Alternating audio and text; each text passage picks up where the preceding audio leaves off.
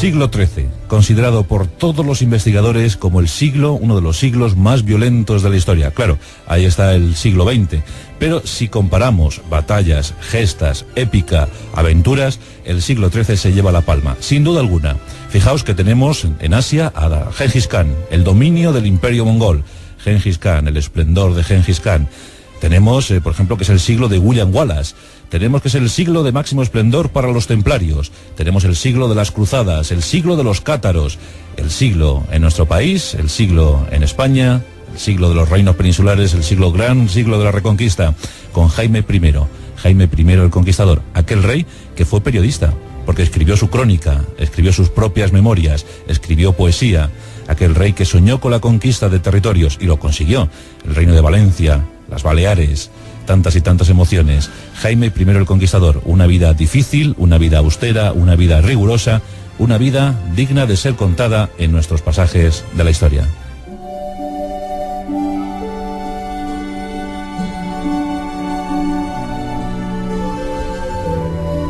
A decir verdad, la infancia de Jaime no fue muy afortunada.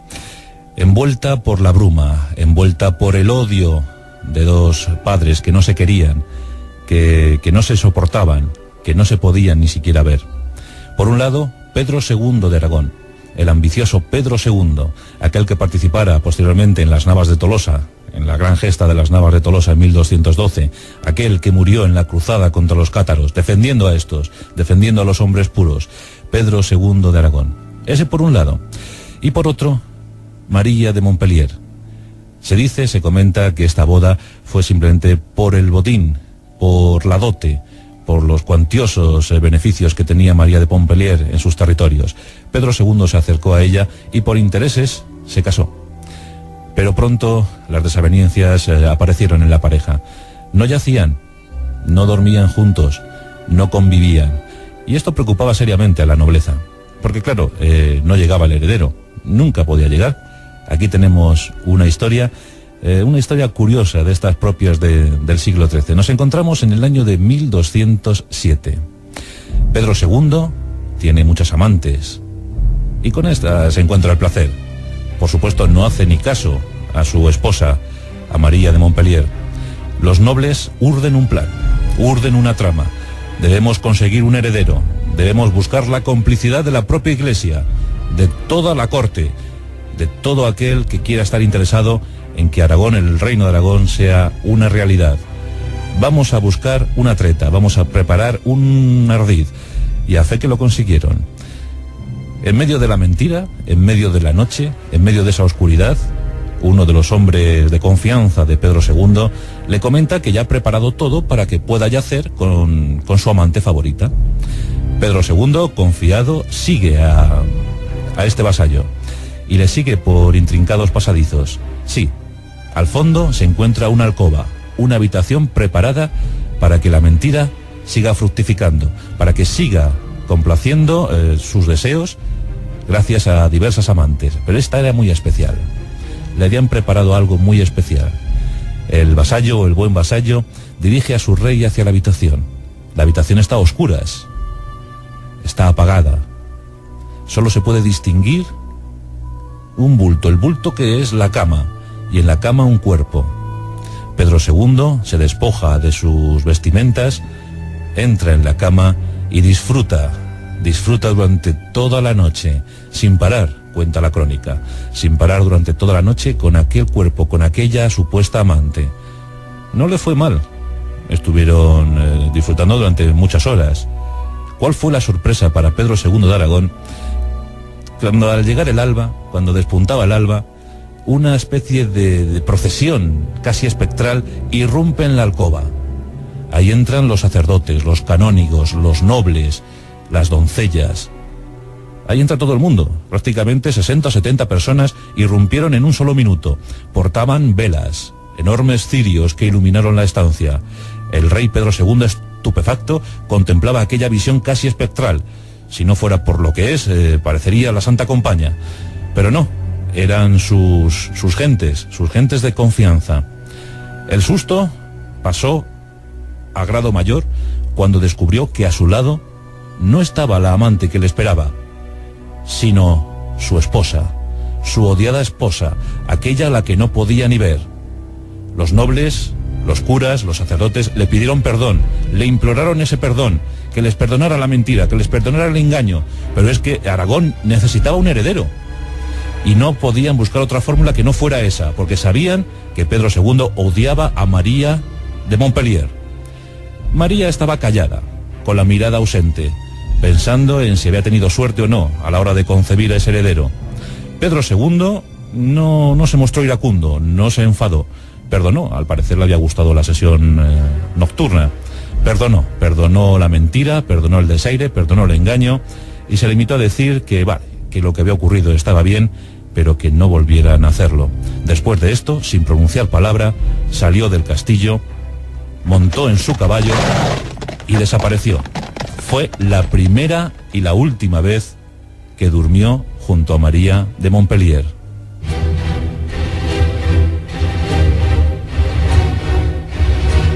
Y la suerte acudió en auxilio del reino de Aragón. La suerte acudió. María de Montpellier quedó embarazada esa noche. Y además el embarazo parecía sano y feliz. Así que María empezó a pensar en el mejor nombre para su vástago, para el heredero al trono. Y aquí tenemos una práctica muy curiosa, un ritual al que recurrió la reina. Estando embarazada, situó 12 enormes cirios, 12 enormes velas. A cada una de esas velas le puso el nombre de un apóstol, uno de los apóstoles de Jesús, de Jesucristo. Eran 12 velas. La reina elevó a los cielos un rezo y prometió a esos cielos que la vela que más aguantara, el nombre que en esa vela fuera, ese nombre es el que llevaría su heredero, su hijo. Estuvo esperando pacientemente a que se apagaran las velas. Una tras otra lo fue haciendo.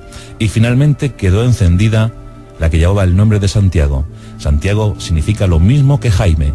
Y así llegó el nombre de Jaime.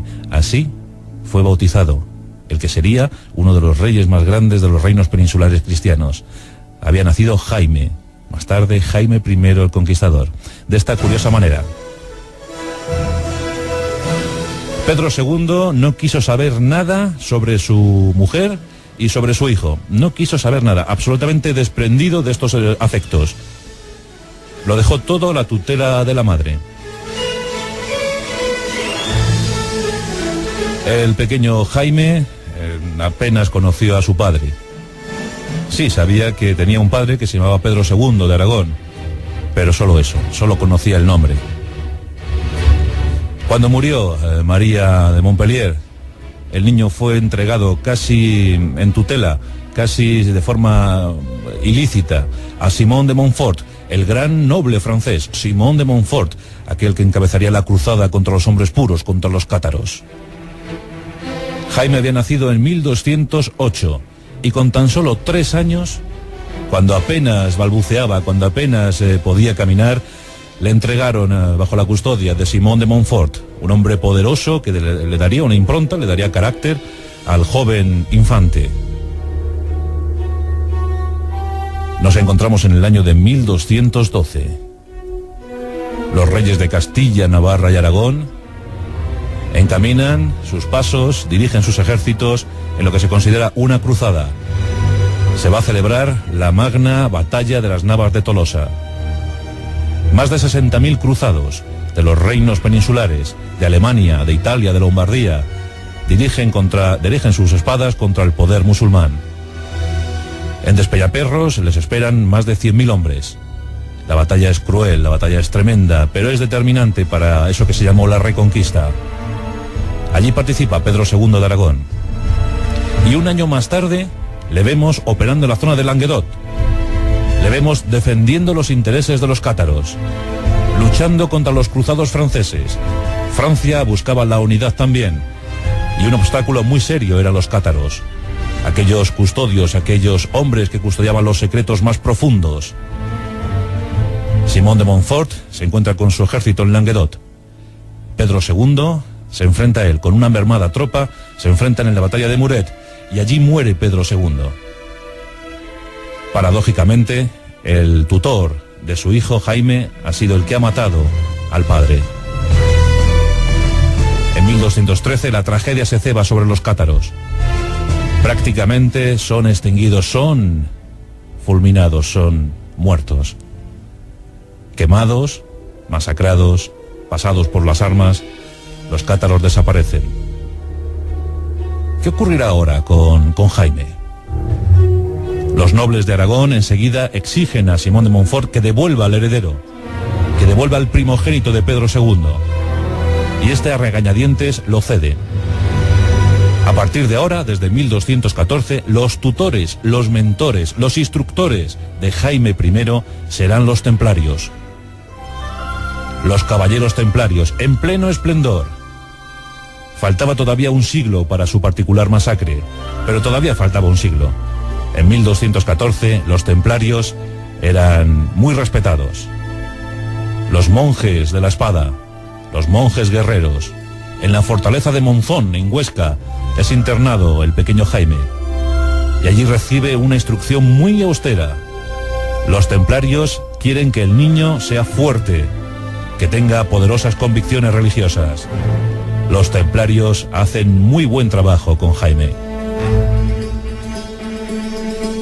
Fijaos que estamos hablando de un pequeñín de apenas 6 años, pero ya empieza a dar muestras de su ardor combativo y guerrero. Su regencia, la regencia es asumida por su tío Sancho, y en esos tiempos, en esos años felices de la infancia, junto a los templarios, el pequeño Jaime sabe combatir, aprende a luchar con la espada, empieza a ceñirse sus primeras armaduras. Empieza a tomar conocimiento sobre la situación real de Aragón. Quiere saber cómo está su futuro reino, el trono que próximamente ocupará. Este acto se realiza en 1218, cuando tiene apenas 10 años. Pero el niño ya es un fantástico guerrero, es un jovencito con mucho empuje, con mucho entusiasmo. Quiere combatir y quiere estar al lado de la causa de la cruz. En 1220, sus nobles estaban siempre muy disolutos, siempre dispuestos a la bravuconada, siempre dispuestos a la guerra. En 1220, cuando él tiene tan solo 12 años, toma partido por uno de esos nobles y se dirige al frente de esas tropas para luchar contra el señor de Moncada. En ese mismo año de 1220, se casa con Leonor de Castilla, con tan solo 12 años. Pero bueno, Leonor es bella, y aunque no se llevan bien, porque luego se separarán más tarde, 9 años más tarde, pero bueno, esa década por lo menos la pasa feliz. Quiere demostrar todo su empuje a su esposa, a su adolescente esposa. Quiere demostrarla que es un enorme guerrero. Pero claro, estos nobles que estaban enfrentados entre sí se dan cuenta que tienen a un rey joven, pero muy decidido a dominar. Y eso siempre preocupó mucho a la nobleza. Los nobles dejan a un lado sus disputas particulares y se unen para apresar al rey y a su esposa. Lo hacen en 1220 y los recluyen en Zaragoza, en la ciudad de Zaragoza. De esa ciudad no se sabe muy bien si Jaime I escapa o le dejan escapar. Lo cierto es que junto a su joven esposa se va de Zaragoza. Se va pensando que su entusiasmo a lo mejor ha provocado que casi sus intereses y los de su familia se vayan al traste. Desde ese año de 1220, desde la edad temprana de 12 años, Jaime I intuye que es mejor ir al frente de la nobleza que ir contra ella. ¿Y esto dónde lo reconsidera? Pues una vez más en sus territorios queridos, los territorios dominados por los templarios.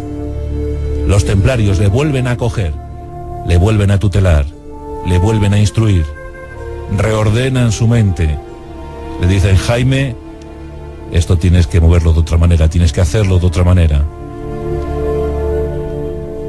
Con más decisión que nunca, Jaime I vuelve a ocupar el trono y vuelve a dirigir su querido reino de Aragón.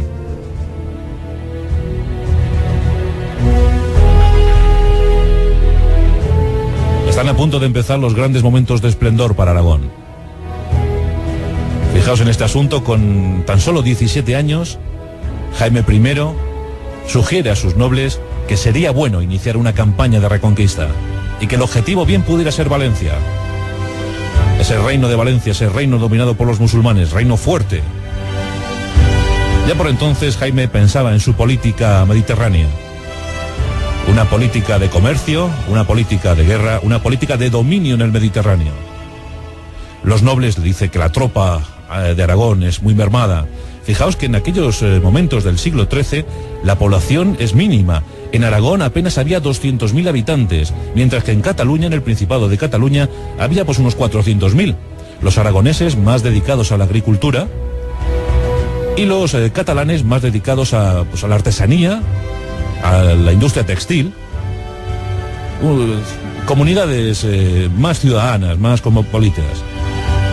Con tan solo 600.000 habitantes ese reino. Pero Jaime I quiere conquistar, sueña con esa conquista.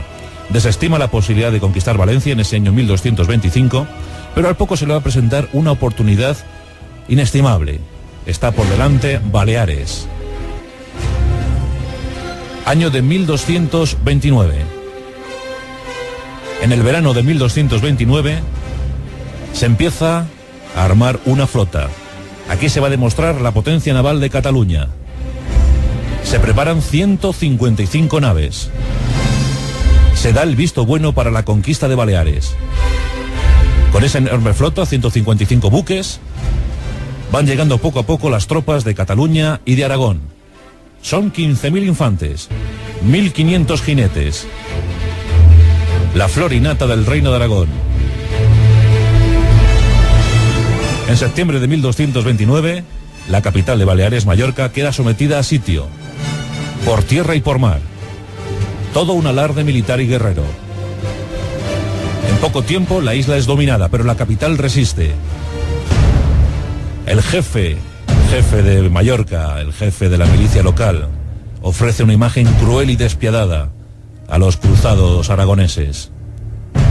En las murallas de Mallorca son izados algunos prisioneros capturados anteriormente. Han sido crucificados, han sido masacrados, horriblemente mutilados. Y esos prisioneros son mostrados a la tropa de Aragón. El rey Jaime, atónito, contempla la escena. Decenas de prisioneros muertos por los musulmanes. Con esto los musulmanes intentaban menoscabar el ánimo de los aragoneses, pero todo lo contrario. Lo que ordena Jaime I es dejar a un lado ya las negociaciones, dejar a un lado las negociaciones y los protocolos y tomar Mallorca al asalto. Es momento para una acción armada sin igual. Pronto se abren brechas en las murallas de la ciudad. La infantería empieza a entrar por esas brechas. Suben las torres, suben las almenas, suben las murallas. Y comienza una lucha despiadada por las murallas de Mallorca. Pronto la lucha es hombre con hombre, espada con espada, caballo con caballo.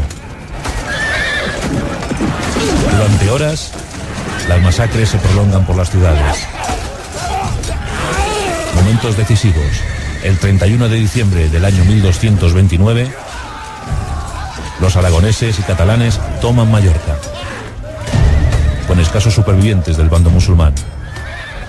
Se habían cobrado venganza. Es momento para tomar todos los territorios e iniciar la repoblación.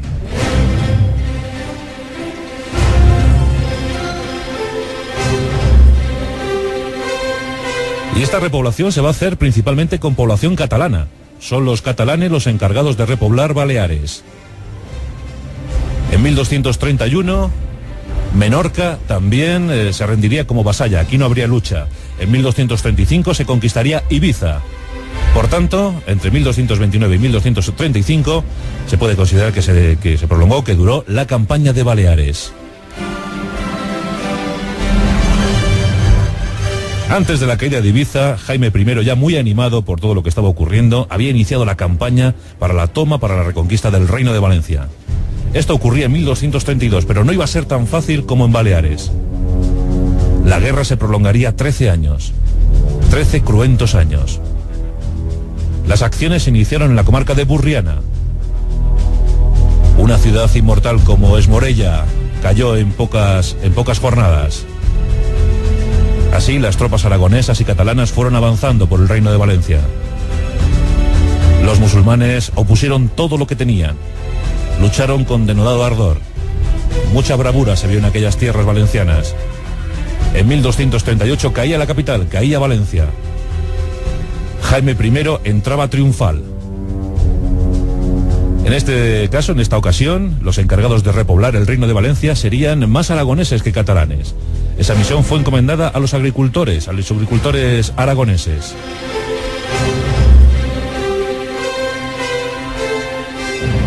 Aquí había una curiosa fórmula para primar que los aragoneses o catalanes se movieran, se trasladaran de territorio.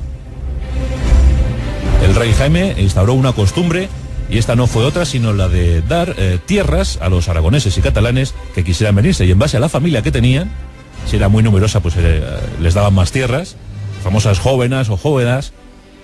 Pues esto consistía en que todo lo que pudiesen arar 2 bueyes durante un día, esa era la tierra asignada. Por tanto, si la jovada, bueno, pues si era una familia de 3, 4, 5 personas, decía, bueno, pues usted tiene asignadas 5 jovadas, 6 jovadas, es decir, lo que sus bueyes puedan arar durante 5 o 6 jornadas. Esa será su tierra. Por tanto, imaginad, si venía una familia numerosa con 10, 12 miembros, podían tener inmensos territorios, una enorme huerta para ellos. Lo de las jovadas fue algo muy, muy curioso. Ya os digo que su boda con Leonor de Castilla fue una boda que apenas duró 9 años, porque se había fijado en una jovencita que llegaba desde tierras del este de Europa. Se llamaba Violante. Violante era hermosa, bellísima.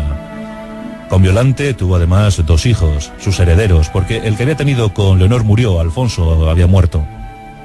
Pero con Violante tuvo a Pedro, que sería Pedro III, y a Jaime II. Violante era una muchacha exquisita. Fue el gran amor de Jaime I, aunque todo hay que decirlo, Jaime I fue un enorme mujeriego. Le gustaba mucho yacer y encontrar placer con diversas mujeres, y al final algún presunto hijo bastardo le dio más de un disgusto. Pero con Violante fue feliz. Por tanto, después de haber conquistado el Reino de Valencia, después de haber conquistado las Baleares, y de asentar su poder en Aragón, en Cataluña y los territorios de Francia, los que aún quedaban en Francia, pues llegaba el momento de preparar la herencia para sus hijos. Tras la muerte de Alfonso esto fue mucho más fácil, y en consecuencia decidió que para Pedro sería Aragón, la parte del Reino de Valencia, y además Cataluña. Para Jaime II serían las Baleares y los condados del Rosellón y de la Cerdaña, además de la ciudad natal de María de Montpellier, el ducado de Montpellier. Así quedaría repartido el reino, las posesiones de Jaime I tras su fallecimiento, pero para eso todavía quedaban algunos años. En 1244 se celebra una reunión, se va a producir un acuerdo. Recordad, estamos en el año de 1244 y estamos cerca de Al-Midra. El tratado de Al-Midra, entre el rey castellano y el rey aragonés. El rey castellano Fernando envía a su primogénito, al infante Alfonso, el que posteriormente será Alfonso X el Sabio. En 1244 se reúne Alfonso con Jaime I y establecen los límites, la frontera. A partir de ahora Castilla será a cargo de Murcia y de Alicante, con lo que así Aragón, el reino de Aragón, no tendrá frontera natural con los musulmanes, con los poderes musulmanes. La reconquista desde entonces será cosa de Castilla. Año de 1244, un año muy importante para la reconquista de España. También tuvo que pactar con los franceses, con los eternos enemigos franceses. Eso se produciría en 1258. Jaime I ya tenía 50 años. Y aquí pacta con Luis IX, con el idealista Luis IX, San Luis, el que pasaría a la historia como San Luis. En ese tratado se establecen también las fronteras con Francia. Aragón renuncia a sus intereses en el sur de Francia, renuncia a seguir expandiéndose por el sur de Francia, mientras que Francia renuncia a la marca hispánica, a los derechos que tenía Luis IX sobre ese linaje carolingio que él asumía como propio. Por tanto, desde entonces los franceses ya no pensarían más en España y los aragoneses y catalanes ya no pensarían más en el sur de Francia. Año de 1258. Fijaos qué tratos, fijaos qué pactos importantísimos para la historia de la Edad Media. Habría alguna revuelta más en 1266, pues algunos nobles desafectos de la zona murciana y alicantina pues, levantaron contra Alfonso X. Pero aquí, de forma muy desinteresada, y vamos a decir por qué, porque Jaime I había entregado a su hija Violante, se la había entregado a Alfonso X, y por tanto era suegro de Alfonso X. Bueno, pues aquí va desinteresadamente a la guerra y bueno, establece de nuevo la paz en los territorios de Murcia y Alicante para Castilla. Así que Jaime I también luchando de forma desinteresada por el bien común de todos. En ese tiempo, ya mayor, ya adulto, veterano, escribe su crónica, la crónica de su reinado. Escribe poesías, realiza composiciones, se interesa por la religión, se interesa por el mundo que le rodea, se interesa por el Mediterráneo. Sueña con tener una potente flota naval que navegue por las aguas del Mare Nostrum. Empieza a fijarse en Sicilia, en Cerdeña, en Córcega. Eso llegará más tarde con su hijo Pedro III. Los límites de Aragón, de la corona de Aragón, que se iban a seguir agrandando durante mucho tiempo. Hasta Atenas llegaron los almogárabes. De esos hablaremos próximamente. El rey enferma. El rey empieza a pensar que lo mejor para él es que le coronen en la propia Roma, pero el Papa le niega ese derecho, porque su padre no había atendido a los tributos de los censos. Empieza a pensar Jaime I en internarse en la orden cisterciense, pero la muerte se lo impide. En 1276, con 68 años, muere el gran rey Jaime I, y muere en Valencia. Es enterrado en Poblet. Posteriormente, en el siglo XIX, será trasladado a Tarragona para que al final en el siglo XX, a mediados del siglo XX, sea devuelto a Poblet. Ahí está el gran rey Jaime I, el Conquistador.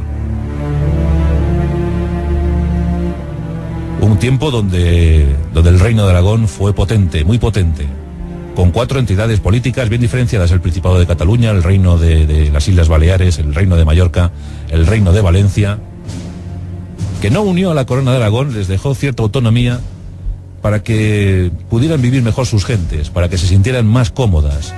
Tengamos en cuenta que la población cristiana en estas zonas era bastante escasa. Por tanto, había que buscar acuerdos para que la población dominada no se sintiera profundamente inestable e incómoda. En el siglo XIV, como os digo, llegaría la máxima expansión para el reino de Aragón con la incorporación de Sicilia, Córcega, Cerdeña.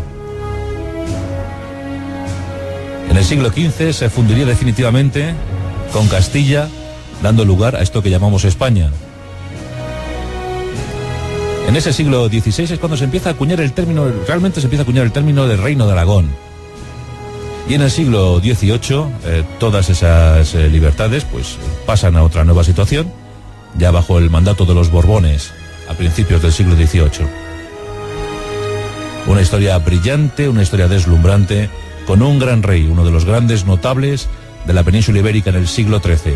Un siglo violento, pero que hubo momentos para la luz, para el esplendor, el que dio, el que procuró a sus gentes, Jaime I, el gran Jaime I, el Conquistador. Ciudades como Alcira, ciudades como Játiva, Burriana, Morella, Mallorca, Valencia, Tarragona, Zaragoza, Monzón, Jaca, Montpellier, Carcassonne, en fin, ciudades que conocen, que saben muy bien de lo que fue capaz un gran rey, Jaime I, el Conquistador, hoy en nuestros pasajes de la historia.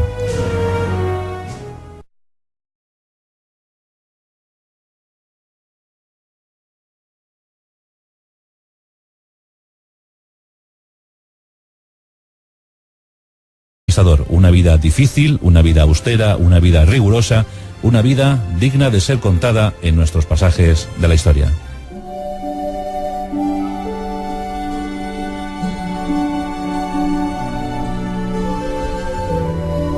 A decir verdad, la infancia de Jaime no fue muy afortunada. Envuelta por la bruma, envuelta por el odio de dos padres que no se querían, que no se soportaban, que no se podían ni siquiera ver.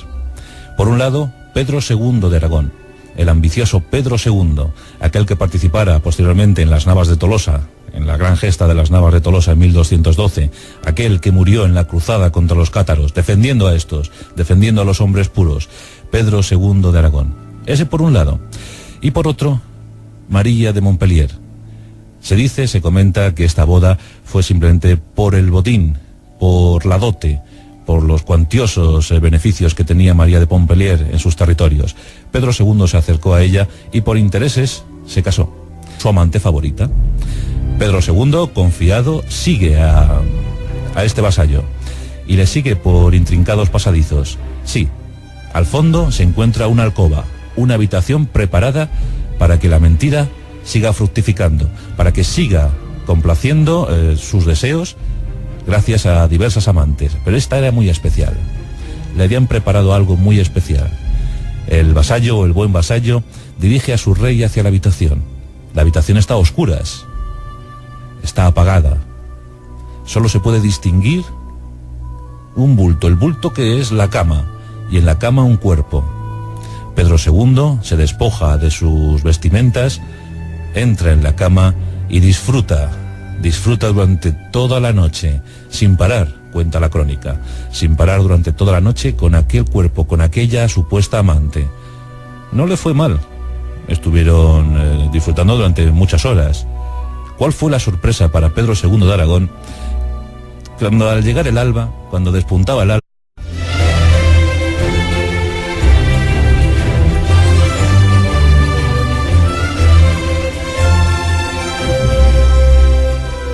el siglo XIII, considerado por todos los investigadores como uno de los siglos más violentos de la historia. Claro, ahí está el siglo XX, pero si comparamos batallas, gestas, épica, aventuras, el siglo XIII se lleva la palma, sin duda alguna.